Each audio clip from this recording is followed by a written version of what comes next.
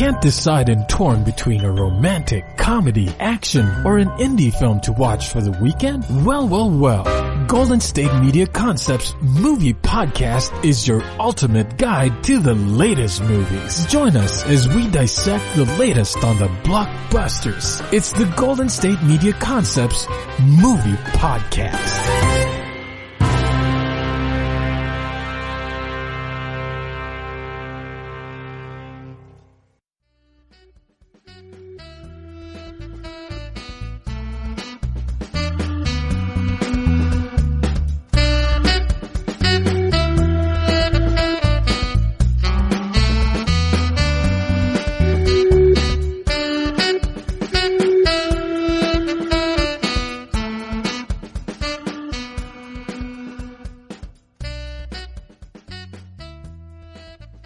Thank you for tuning in to the GSMC Movie Podcast, brought to you by the GSMC Podcast Network.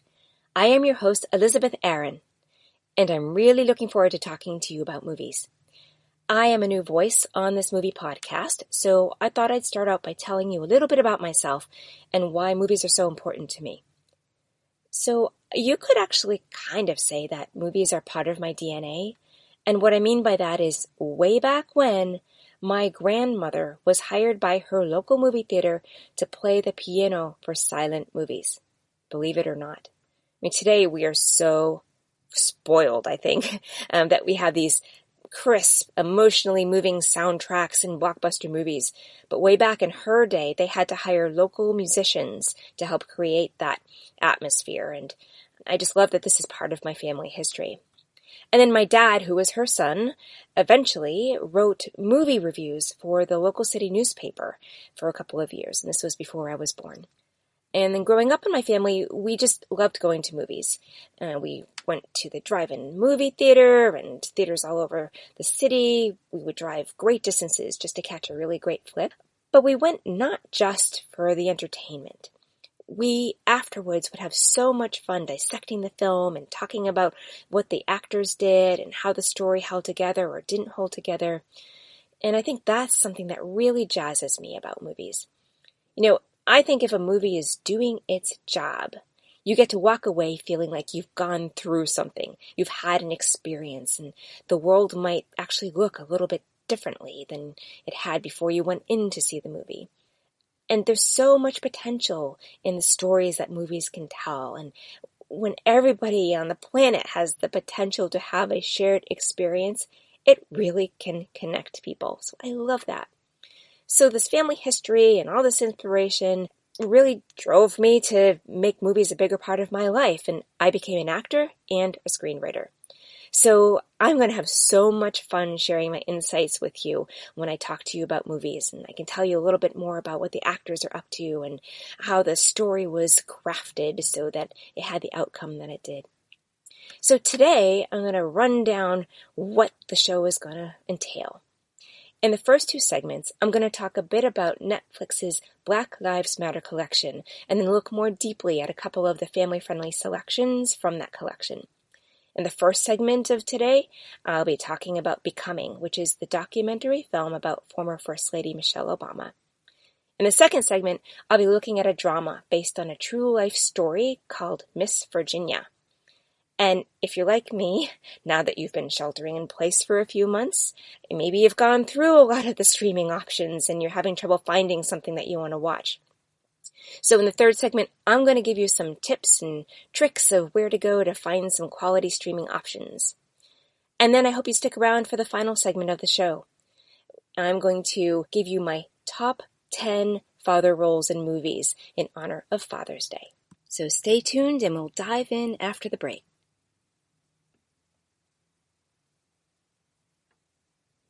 Welcome to the first segment of the show. I'm going to be talking about Becoming, which is the documentary about former First Lady Michelle Obama. This film is about one of 40 that are in the Black Lives Matter collection that Netflix has recently pulled together. The Black Lives Matter movement has really found new energy. In fact, there have been protests, as you probably know, all over the world. The trigger has been the result of a recent string of incidents and needless deaths In particular, the death of George Floyd in Minneapolis in late May. In fact, his death happened just a few weeks after Becoming was released by Netflix. So Netflix pulled the Black Lives Matter category together so that there was a place for film and television that highlights the work of Black storytellers. On Twitter, Netflix wrote, "When we say Black Lives Matter, we also mean Black storytelling matters. With an understanding that our commitment to true systemic change will take time, we're starting by highlighting powerful and complex narratives about the Black experience." The works here can help people, in particular white people, of which I am one, become more educated about the Black experience in America. And I've watched a few different films in this category, and they've really pulled together a great collective. Really educational, informative, in all different kinds of genres. They have movies, documentaries, talk shows, sitcoms, sketch comedies. They also have TV series, docuseries, even some stand-up comedy. I decided to talk about Becoming because the book Becoming, which came out in 2018, was an overnight blockbuster. At this point, there are over 10 million copies that have been sold. So when Netflix released the film in early May, I just wanted to watch it. And I have a feeling that it would be something that would be of interest to a lot of people. I also wanted to choose a family-friendly film because it gives families a chance to watch a movie together and be able to discuss and learn from it. Becoming was directed by veteran documentarian Nadia Hallgren. She's known for such award winners as Motherland, Trapped, and Untouchable, and her work has also been nominated for Oscars and Emmys. Netflix describes the film Becoming as joyful, honest, inspiring. It says Michelle Obama brings us up close and behind the scenes of her history-making book tour. And I think that's a pretty accurate description. The film follows Obama going through 34 different cities on her book tour.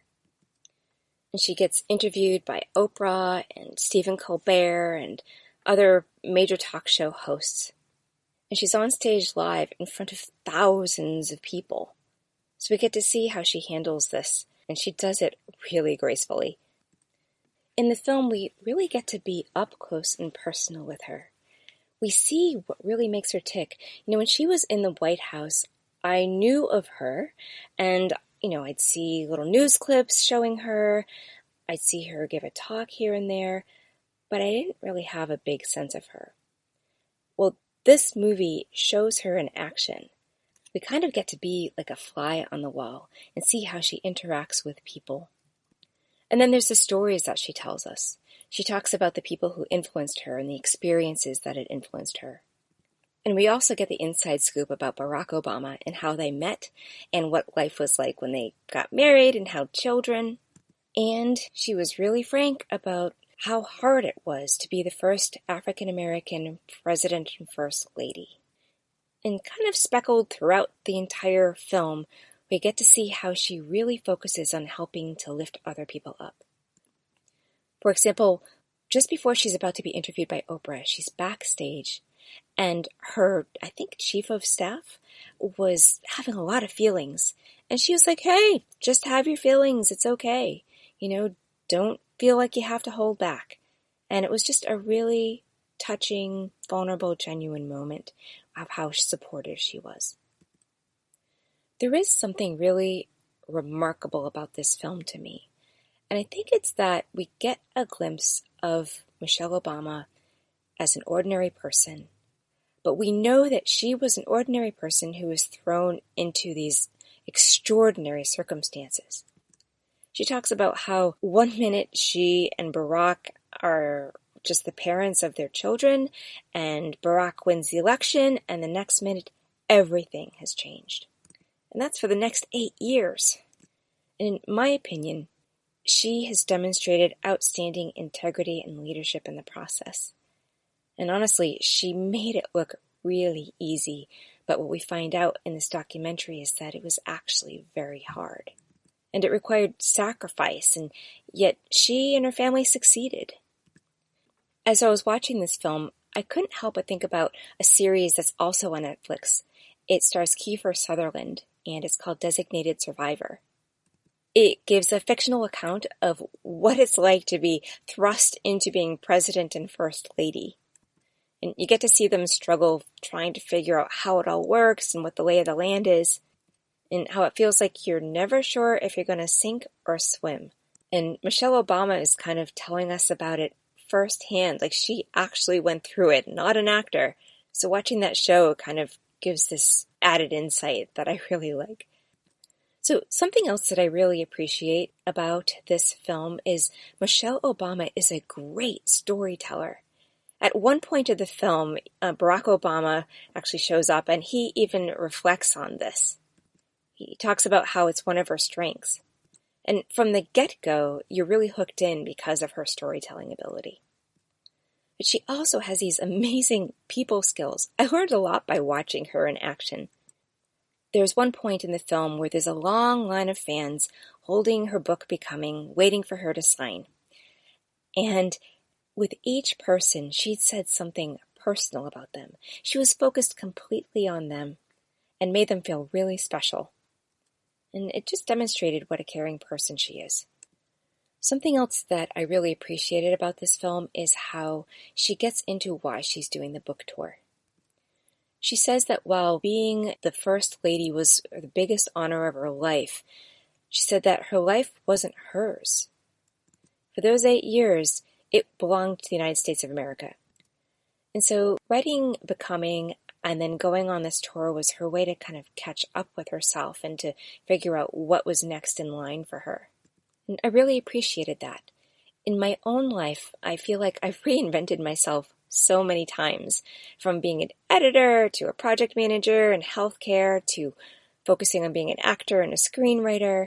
I kept making changes, and along the way I had to make discoveries as my life unfolded. I never had a role model to show me how to do that. I had to figure it out on my own. And I learned the hard way, a lot of trial and error and learning from mistakes.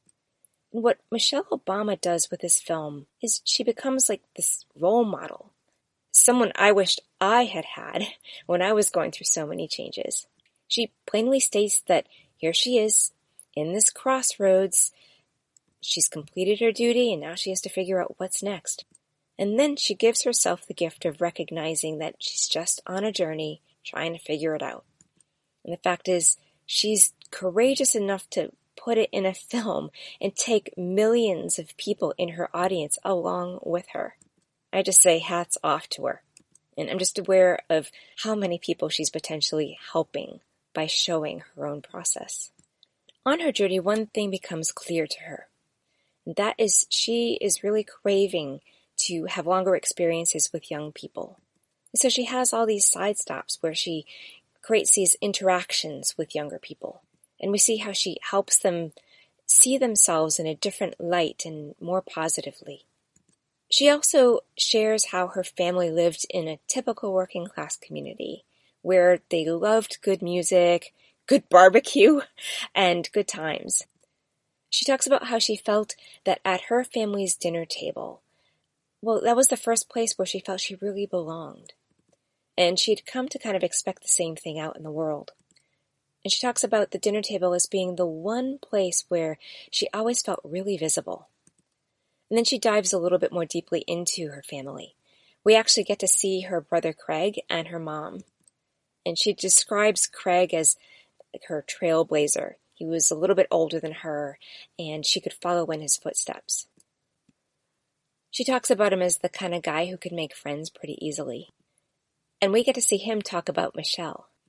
And he talks about how everybody in the world knows who his sister is, and that no one should have to deal with their sister being the most popular person in the world. I think that's really funny. She talks also about the influence of her father and her grandfather, who had both passed away. Her dad had MS, but he never gave up, and he would make people feel really loved, and this was something that was key for her. With regard to her grandfather, because of race and class, he couldn't go to college, and he kept watching people with half of his intelligence get promoted and have opportunities, while his opportunities would slip away. And for that reason, he really pushed Michelle and Craig, and he pushed them to be better. And Michelle goes into some other influences that touched her life.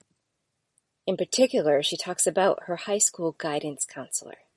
She had felt that Michelle's wish to follow her brother and go to Princeton was too big. She thought Michelle was reaching too high. And for Michelle, that statement was a punch. And she did go to Princeton, and she was a handful of minority students there. But it's the first time that she really stood out, and she hadn't been prepared for that. That's really interesting. After Princeton, she went to Harvard, and she talks about this experience because this is where she meets Barack Obama. So she was supposed to be his mentor, and so technically she wasn't supposed to date him. But they figured it out, and she talks about how their relationship has always been mostly about partnership. And she was very clear that if they were going to be together, she needed to set herself up so that she was going to be an equal. And she talks about how she discovered after having children that made it harder. And then she talks about the next step in their relationship where he becomes more political. When he started running for president, she would do stump speeches for him and go out on the campaign trail, and she was attacked by the opposition. And race came into that, and that was really challenging for her. And when it came to her and Barack being the first Black president and first lady, she said they felt they could not go out of step. And many thought with them as president and first lady, the racism issue would be gone. But that was not the fact. And she talks about how she was the first lady of the United States, and yet she was a descendant of slaves. And people didn't trust them because of the color of their skin. They lived in a way so that their job and their work just spoke for themselves. And she also talked about how when you're the president of the United States, words matter. And that the higher up you go, the higher up you have to be.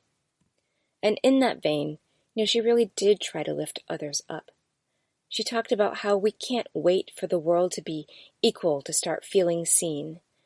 Time won't allow it, and that you have to find the tools within yourself so that you feel visible and you feel heard and you can have your voice.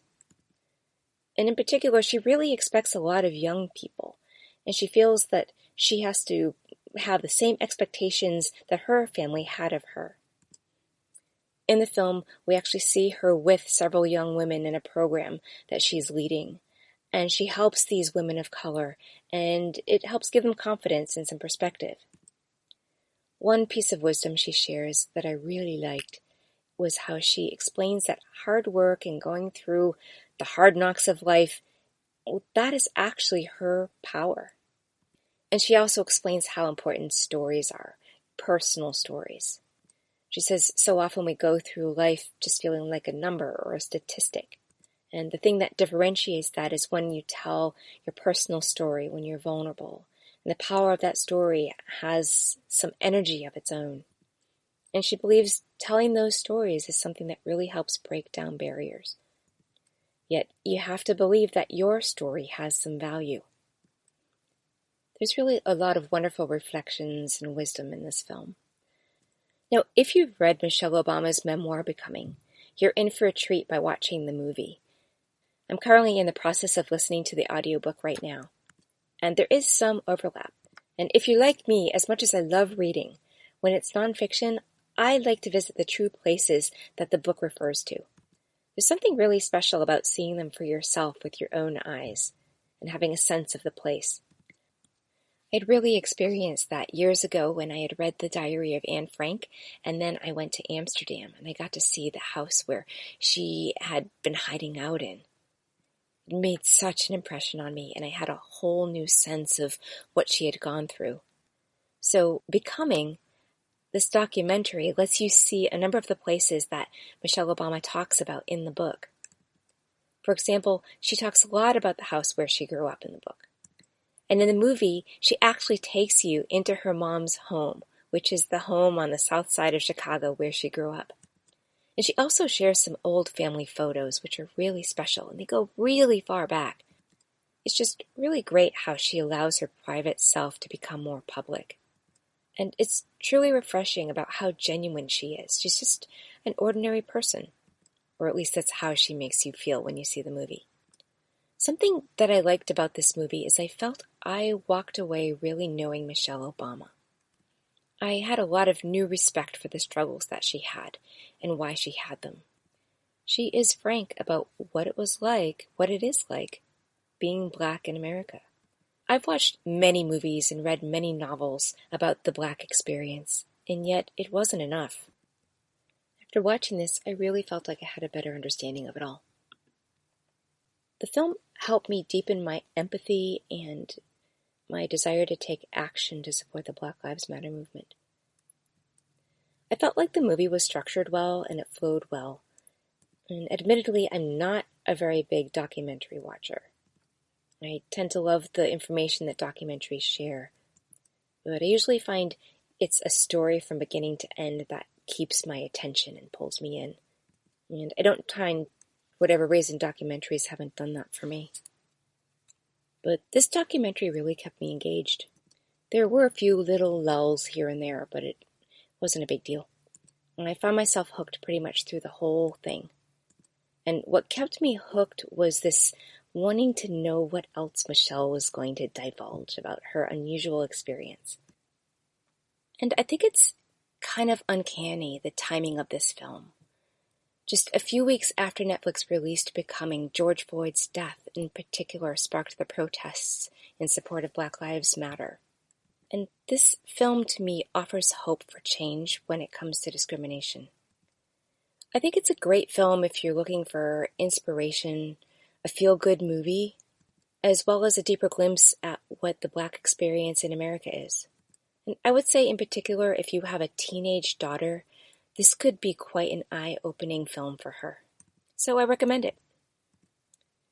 Now don't miss our next segment where I'll be talking about the film Miss Virginia. Want to know the latest and hottest music hitting the airwaves? Don't be left out. Listen to the Golden State Media Concepts Music Podcast. It keeps you on the loop with everything you need to know from pop, rock, hip-hop, and the top 40. And we'll throw in news of your favorite artists, concert and tour dates, and so much more. Listen no further, because this is the gold standard in music podcast.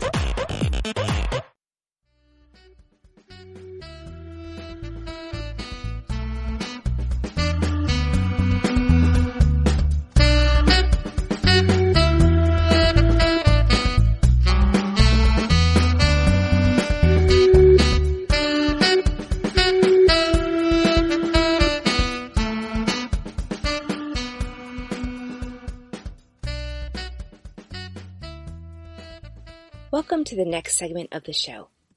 In the first segment, I talked about Becoming, the documentary about former First Lady Michelle Obama. And that's one of the films advertised in the Netflix Black Lives Matter category. And now I'm going to talk about another film in that category. It's called Miss Virginia. This movie came out in 2019, and it's not rated, but I'd suggest that it's probably PG-13. I'd put it in the family-friendly category again. And this film is directed by R.J. Daniel Hanna, and the cast includes Uzo Aduba, Matthew Modine, and Ajanou Elise.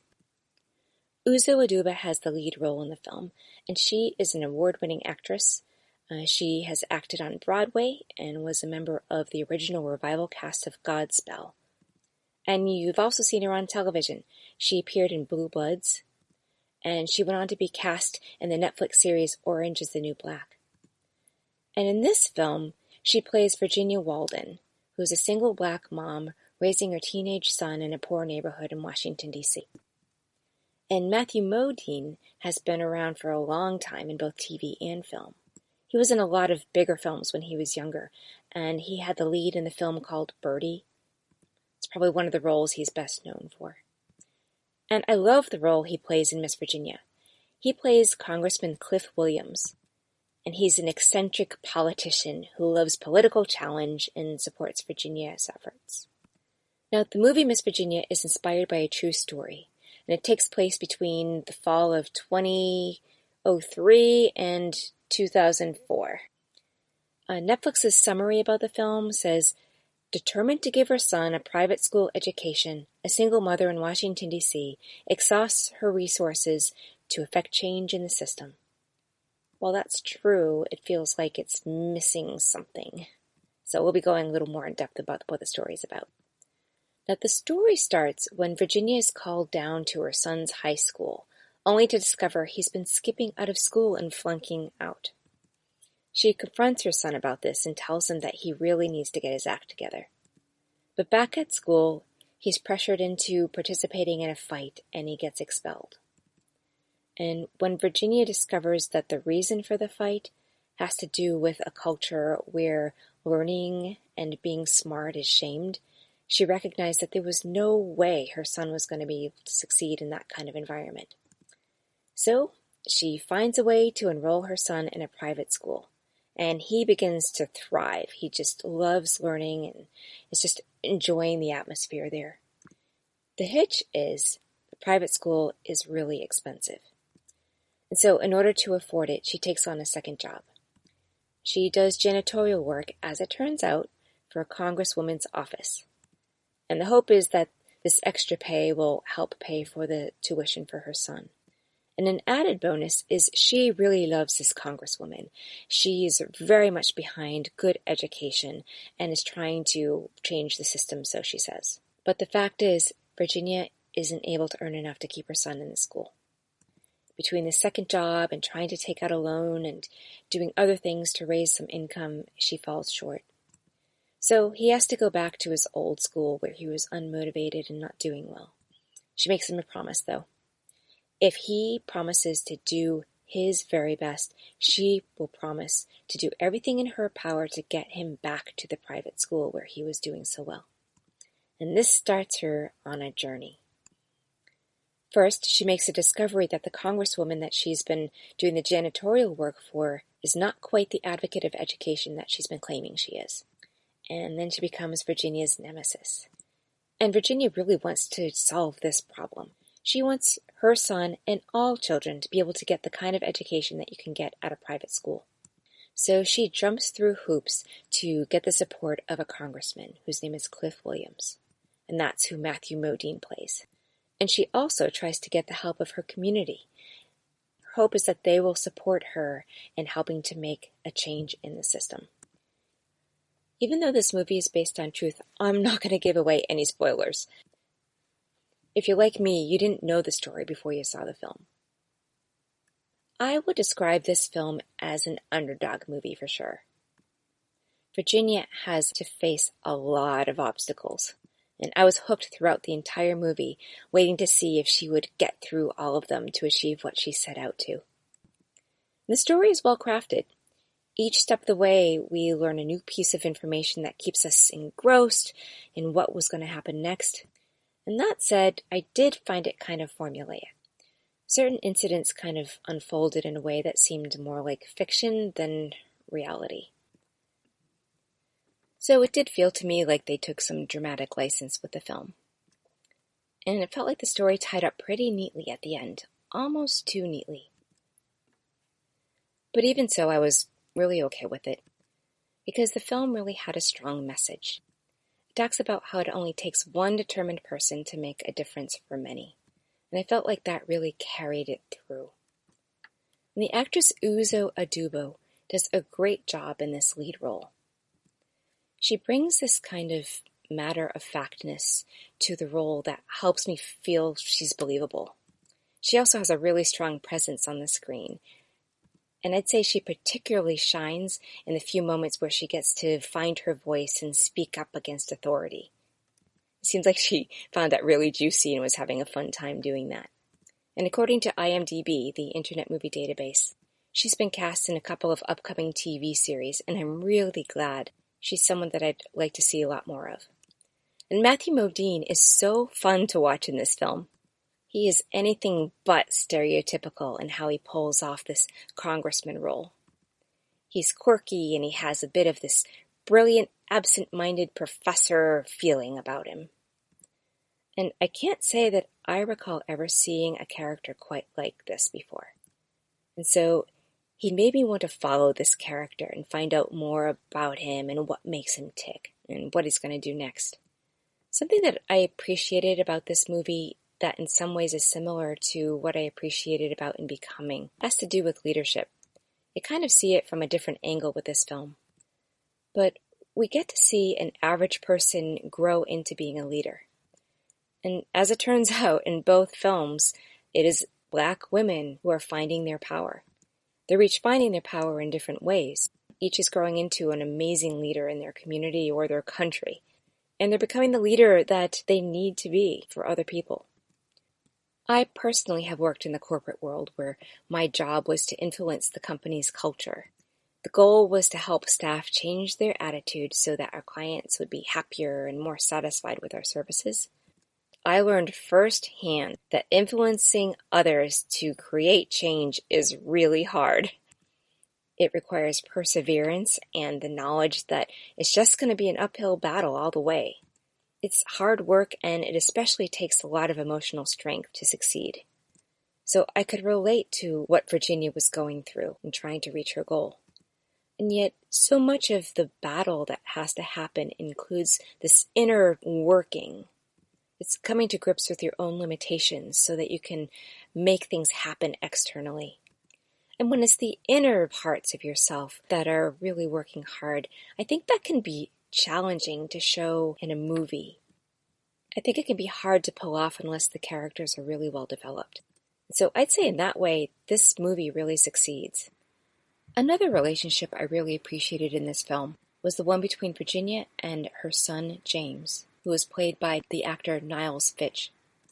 I believe the tensions that were happening between these two. In many ways, Fitch was like a typical teenager. It had this kind of naive quality about him, unlike some of the other students at his main high school who were tied up with drugs and doing activities out on the street. And I appreciated his story arc. He'd gotten so angry with his mother that he forgot to actually appreciate her. So if you're going to watch this with your teen, you might find that to be a useful message. Something else I liked that I found wasn't very stereotypical was the evolution of a character that was kind of a bully. The character's name was Bones, and he was played by an actor named Najee Jeter. Or is it Jeter? It's spelled Jeter, his last name.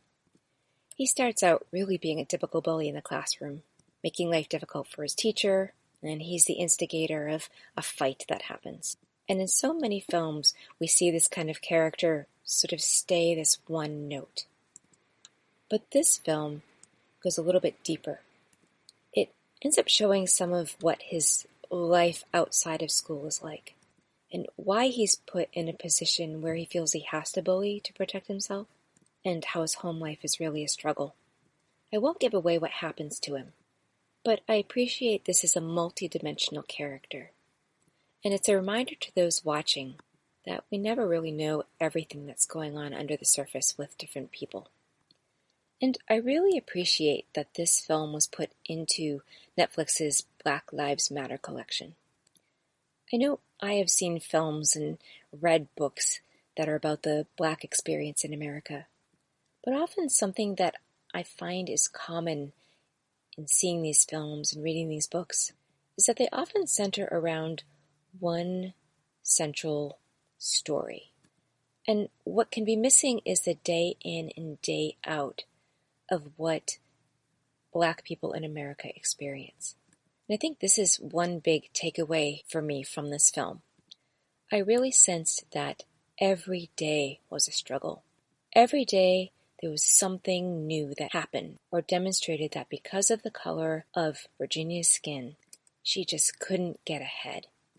So I'd say, if anything, this film really helped me open my heart and find greater compassion for what people of color have gone through.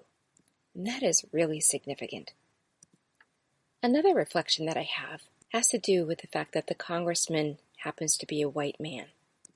On one hand, Virginia ends up having this relationship with this congresswoman who is a Black woman. And then this woman turns out to be the nemesis for Virginia. And then the congressman who really helps Virginia is the white man who is highly educated. Now, on one hand, this is a true story, or I should say based on a true story. And I don't have all the background, so this may very well reflect what the true story had been. And the fact is Everybody must be part of making change, no matter what your color is, in order for change to happen. And so in some ways, the white congressman is being a kind of role model for how you can help make change. But I couldn't help wonder if there was some deeper meaning involved here, or maybe I'm just reading too much into it. And there's something else I liked about this movie, and it has to do in part with Virginia's development.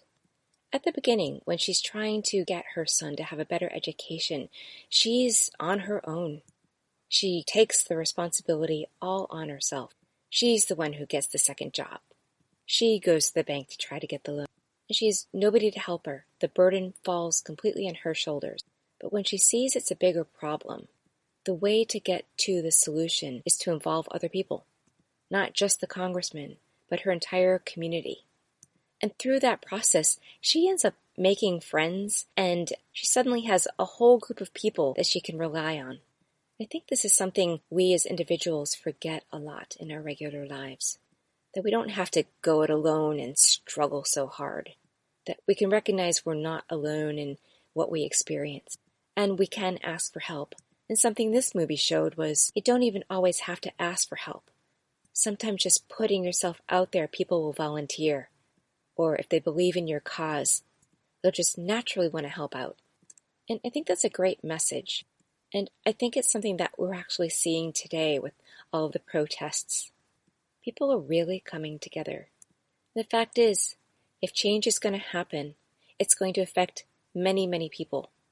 And so it helps for everybody to be involved. And I just like how this movie really demonstrated that. And it also demonstrated, though, when you do have a group of people coming together, that you do need a leader.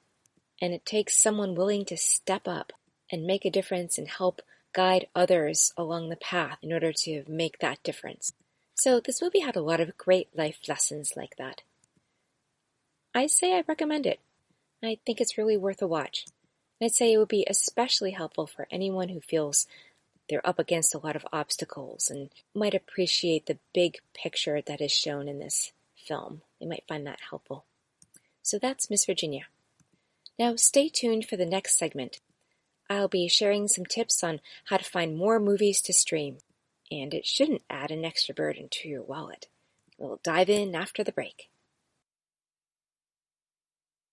Tired of searching the vast jungle of podcasts? Now listen close and hear this out.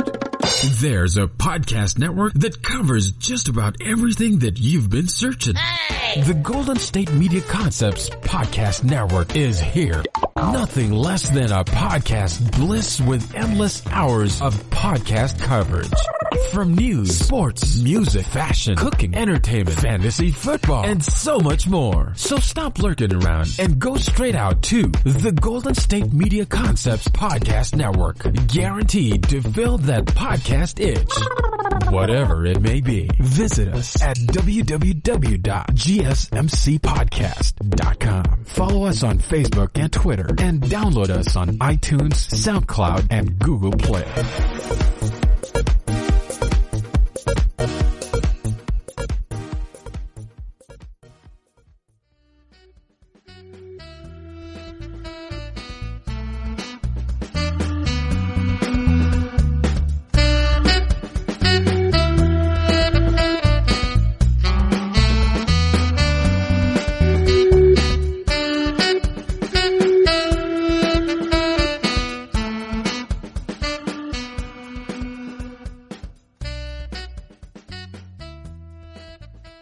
Welcome to the next segment of the show. In the last segment, we looked at the film Miss Virginia, which is in Netflix's Black Lives Matter collection.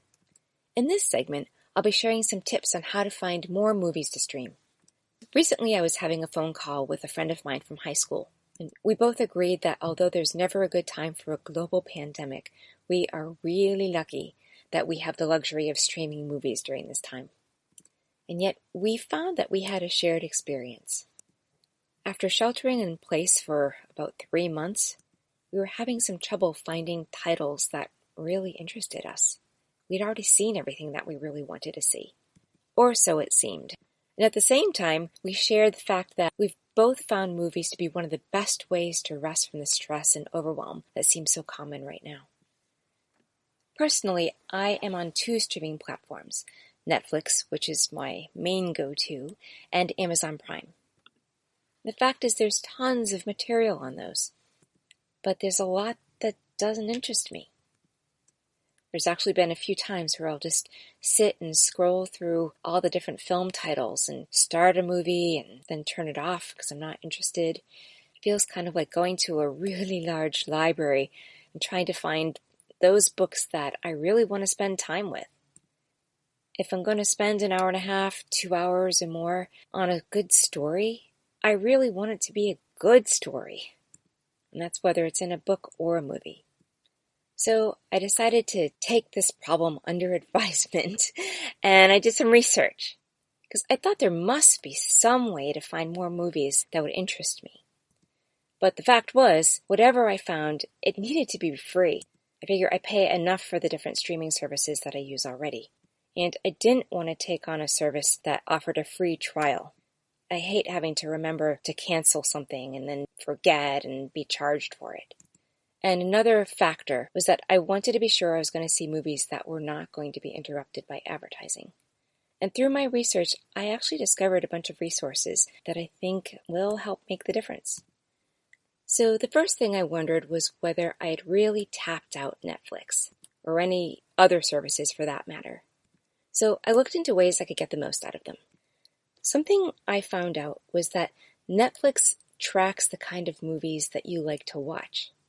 And then it populates your main page with movies that it thinks is in alignment with the kinds of things that you want to see. But what that means is that you don't necessarily get to pick movies you might not normally see that might interest you. As it turns out, I stumbled across an app. It's called Upflix. It's spelled Upflix, and it's free, and you can download it to your phone. It kind of fills the gap here that I'm talking about. It can help you find movies that you don't even know that you want to look for. So you can get the app through the Apple App Store, and it's also on Google Play. And it's available to be downloaded to an Apple iPhone or an iPad, and it can also be downloaded to an Android. Now, according to the Upflix website, their app is a way to find out everything that is new on Netflix, and that's super helpful information. But it's some of Upflix's other features that I actually appreciate the most. This app actually appears to have all of the titles that are currently on Netflix. So that means you get to browse movies that go beyond your Netflix main page. And it means you might discover movies that you never knew were there or were offered. And I've tested it out, and that's already happened to me more than once using Upflix, so that's a good thing. Also with Upflix, when you opt to scroll through the list of offered genres, the app lists them backwards chronologically based on when they first were made available on Netflix. And this makes it easy to get access to some of the older, more hidden treasures that you hadn't caught in the past. Something else I like about it is that it has the option to sort by genre, title, actor, and director. And so that makes it easier to find the movies that you want to see. And there's another feature that I find very helpful, and this is the expiring option. This shows when certain movies will no longer be offered on Netflix. So if there's a title that you don't want to miss, you have a quick and easy way to make sure that you're going to catch it before it leaves. And there's something else that's handy about this app. If you happen to be in a country outside of the United States, you can change the country of origin. Now, different films will be available in different countries based on licensing agreements. So if you're traveling or you happen to live in another country, you can still enjoy choosing the titles that you'd like to stream based on what is available to you on Netflix in that location. I recommend Upflix if you want to dig deeper into Netflix's stockpile of movies, and if your aim is to find titles that you didn't even know were there. Now, if you subscribe to a bunch of streaming platforms, the Just Watch app might work really well for you. Again, it's called Just Watch, and it's spelled just as it sounds. It's Justwatch, and the J and the W are capitalized. So Just Watch tells you on which platform a movie you want to see is available for viewing. And it will also tell you what is new on multiple streaming services. And it will identify these films based on the country you're in also. Now note that Just Watch includes films that may or may not require a rental or purchase fee depending on the streaming service where the film can be watched. What's different about Just Watch is that it can help you find a specific movie title that you want to see. That's a little bit different than Upflix. Upflix is going to focus on helping you find movie titles that you may not have known were there before. So have fun with these apps. They should really help you locate more movies that you want to stream. So after thinking about what could I do to get more from the streaming platforms I'm already using, I wondered if there were other platforms out there besides those. And better yet, were there any that were free? So I continued exploring. And I discovered that one of my favorite free resources surprisingly had streaming options available. And that, my friends, is my local public library. And as it turns out, my library actually offers 3 streaming services. So maybe your library carries 1, 2, or 3. And pretty much all you need to do is use your library card online. And presto, you'll have access to all kinds of films. So the 3 services that my library shares are Hoopla, Canopy, and Overdrive. Hoopla can be found at hoopladigital.com. And Hoopla is spelled Hoopla. Hoopla seems to have a lot of older, popular movies. And as I mentioned, the next one is Canopy, which is at canopy.com. And Canopy is spelled Kanopy. Canopy seems to have a lot of classics, documentaries, politically and socially themed movies. It also has educational movies and culturally relevant movies. And lastly, there's Overdrive at overdrive.com. And Overdrive seems to have a good mix of classics, horror, and foreign films. All of them seem to have their share of obscure titles, as well as a variety of genres that can be really fun to explore. And I thought it was kind of interesting. Recently I was searching for a documentary by a specific director, and she wasn't widely known. So I checked out all of the paid membership platforms that I belong to, and I couldn't find it. And then I went on Canopy, and I found the exact film I was looking for. So it was really great to know that Canopy was as resourceful as the library itself. For each of these platforms, you simply need to register, and you include your email address. And as I mentioned earlier, you'll need your library card number. And in some cases, you'll need your library card PIN, your personal identification number. And then you can log in anytime and browse the movie titles. Something to keep in mind is that although the movies are streamed, they are still also borrowed, just as if you're checking a book out of a library or even a DVD. So, depending on the service that you use, you might have a limited number of movies that you can borrow on a particular platform per month. And you may also only have a certain amount of time to hold on to the movie to watch. And there may also be an option for reserving a movie for the future if it's not currently available. So those are the platforms that are available through your library.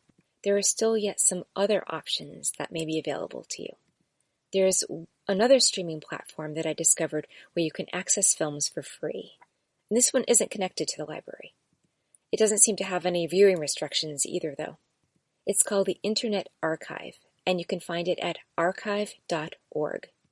So according to the website, the Internet Archive is a nonprofit organization whose mission is to build a digital library of Internet sites. And it just so happens that among its archives is more than 4 million videos. And of those, more than 6,500 are feature films. They fall into a lot of genres, and there's a wealth of old black and whites, and even some silent films. So it can be a great place to catch some classics.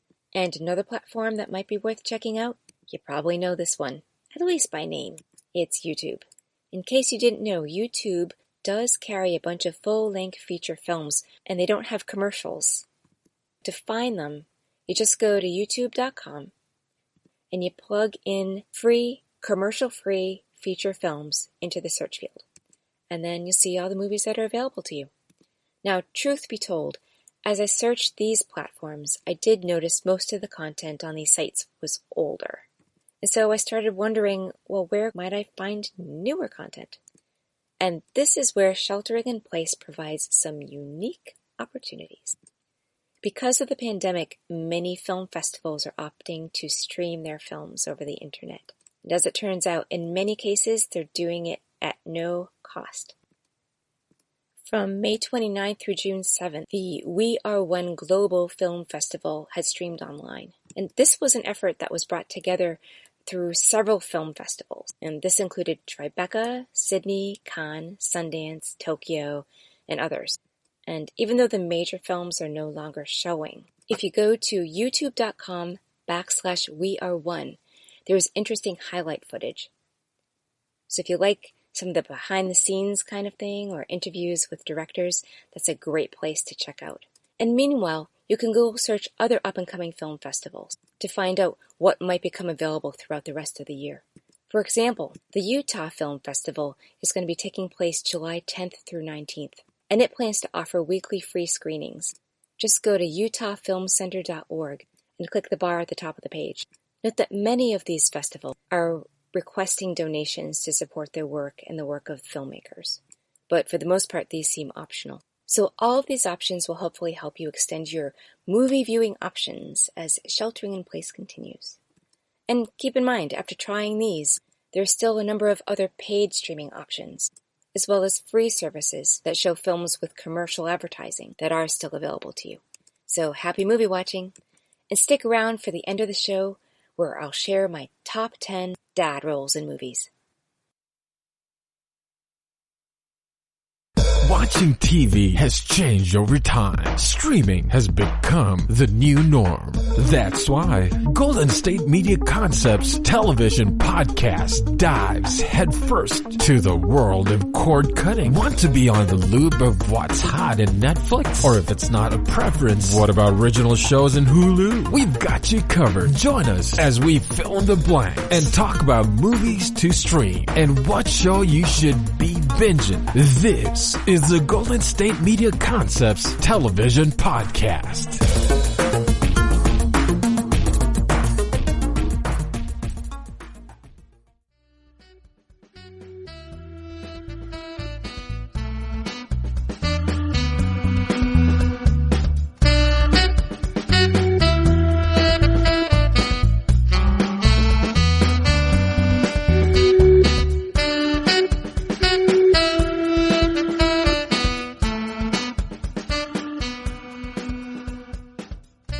In the last segment, I shared ways you can get access to more movies for your streaming pleasure, and ways that won't tap your wallet.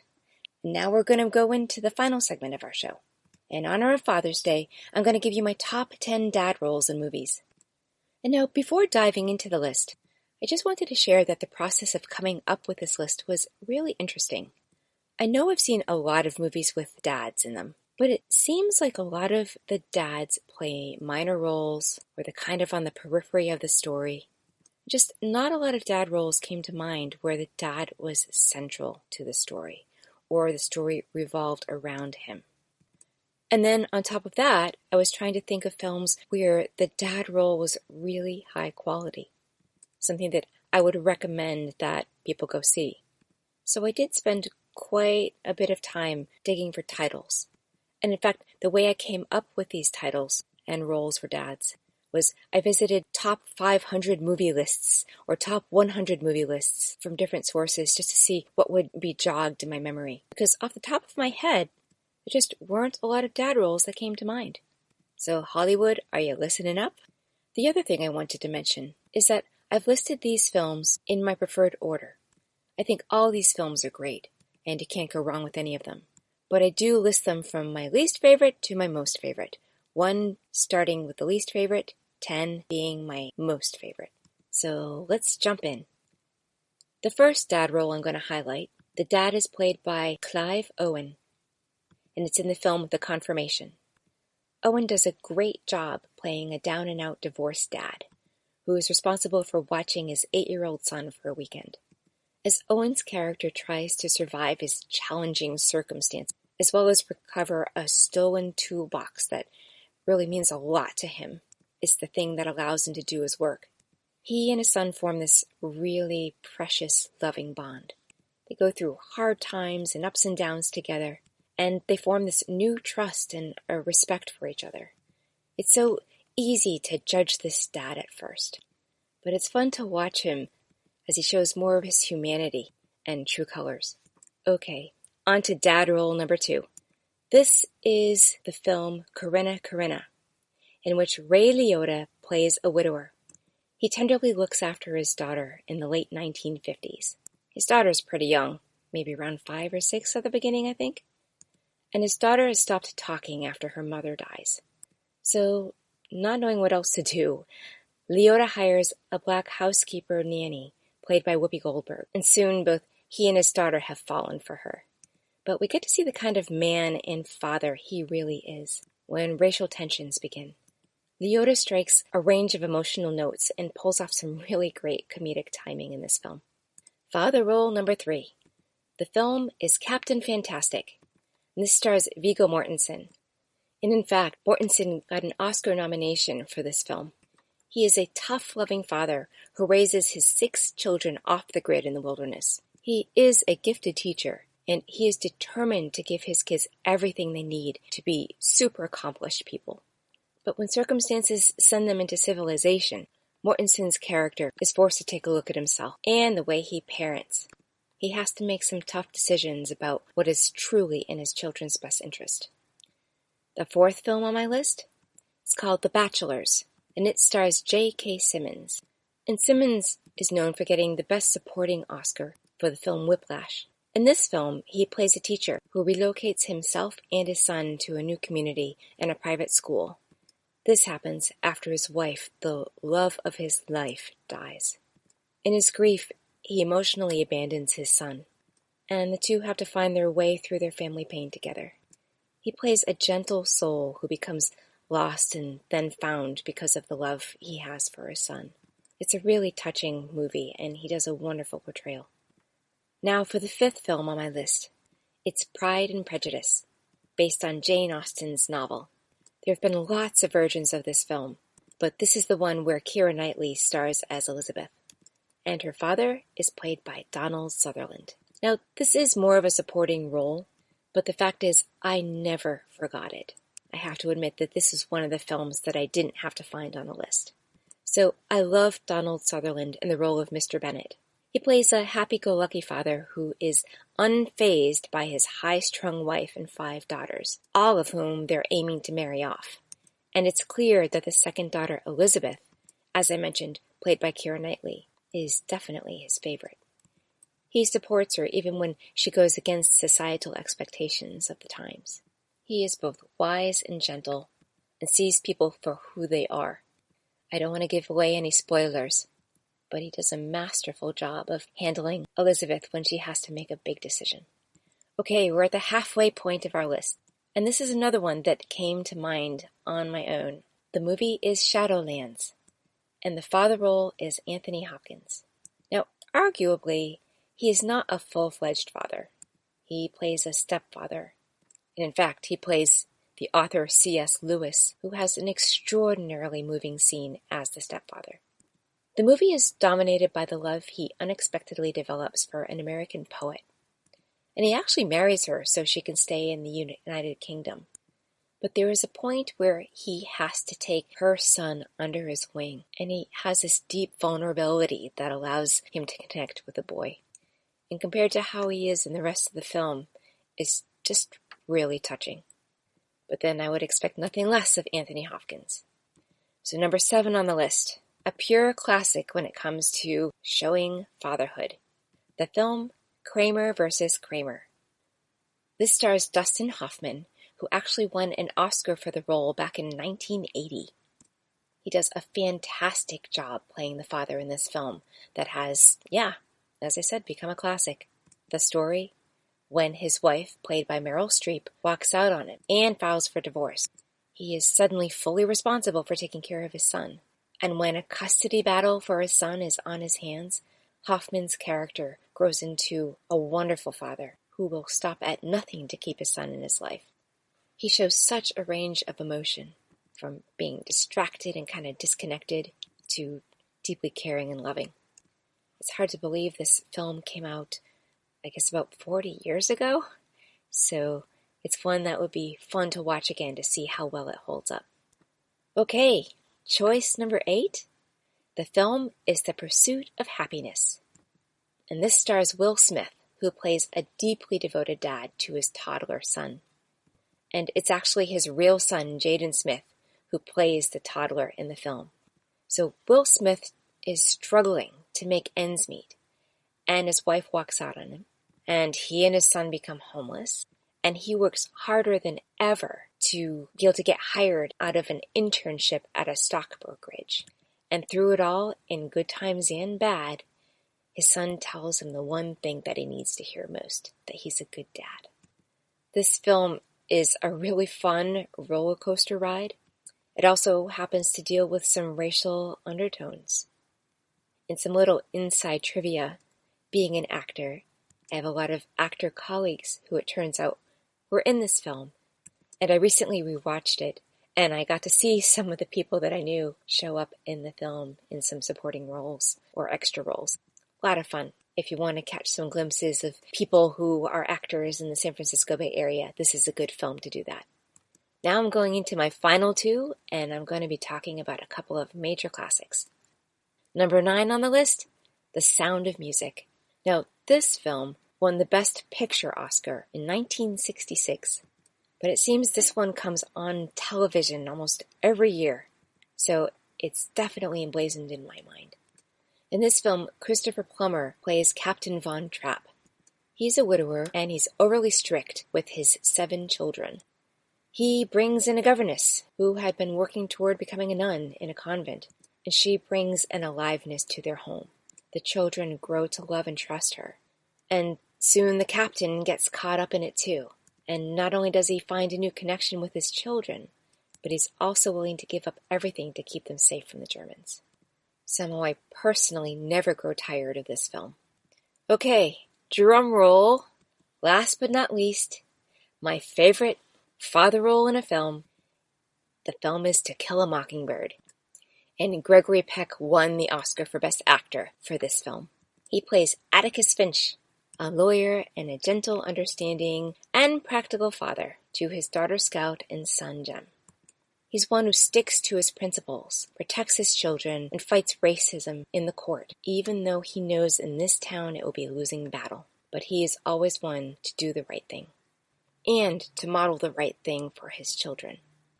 He is a widower, and he takes so much responsibility for the care of his children. As hard a movie as it is, he is just a delight to watch.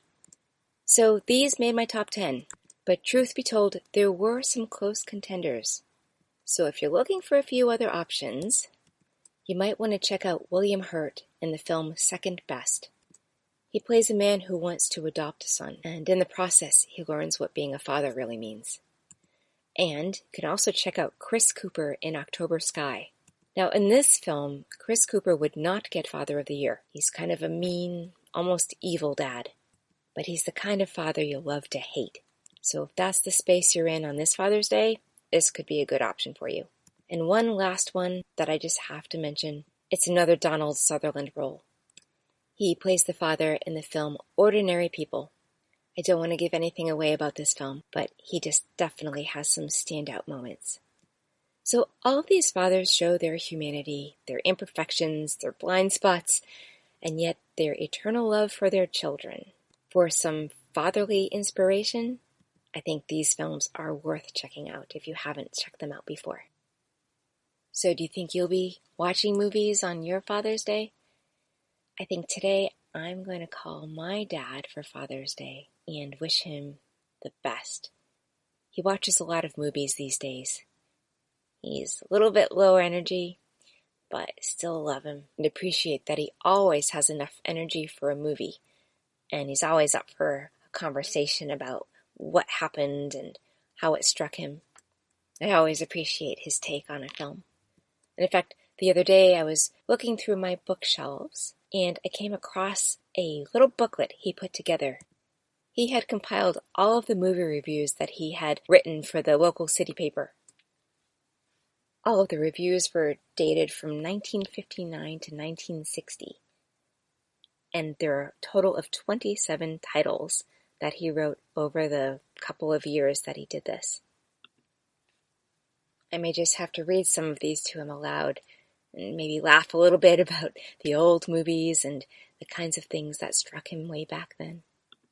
Movies have come a long way in that period of time, between special effects, quality of music, but I suspect for the most part, most of the topics are pretty universal and relevant. And I'll have to see what he remembers of my grandmother playing the piano at the local movie theater. I have a feeling she was not paid very much to do it, but I have a feeling it probably brought her a lot of joy. I'll see if I can get him to dig up some of those old stories. Seems like I have my Father's Day plan all wrapped up now. So again, enjoy these father roles in these great movies. And that wraps up our show for today. To recap, I recommend both family-friendly films I reviewed from Netflix's Black Lives Matter collection, Becoming, the documentary about former First Lady Michelle Obama, and Miss Virginia, the drama based on a true story.